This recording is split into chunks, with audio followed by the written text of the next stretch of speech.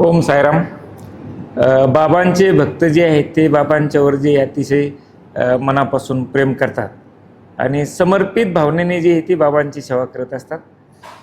बाबांना जे ते आपल्या गुरुच्या स्थानी मानतात, म्हणून गुरुदक्षिणा म्हणून जे आहे ते मोठ्या प्रमाणावर दान जे आहे ते बाबांचे भक्त बाबांना अर्पण करत असतात.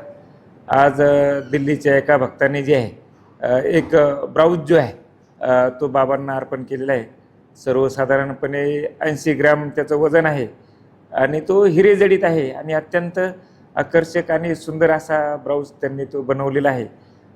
ज्यावेळेस आरती होती त्यावेळेस तो ब्राऊज जो आहे तो बाबांना आरतीच्या वेळेस जो आपण दुपट्टा हे करतो त्या दुपट्ट्यावर हा ब्राऊज जो आहे तो बाबांच्या आरतीच्या वेळेस तो बाबांना घातला जाईल. अत्यंत चांगला आणि सुंदर ब्राऊज जो आहे तो त्या भक्ताने दिलेला आहे. 2 दिवसापूर्वी 1 कोटीचा मुकुट आल्याचं देखील बोललं जाते सर, काय सांगतो? ते भक्त जे आहेत भक्तांची भावना असते आणि भावनाच्या याच्यामधून जे आहे भावना असते, इच्छा असते.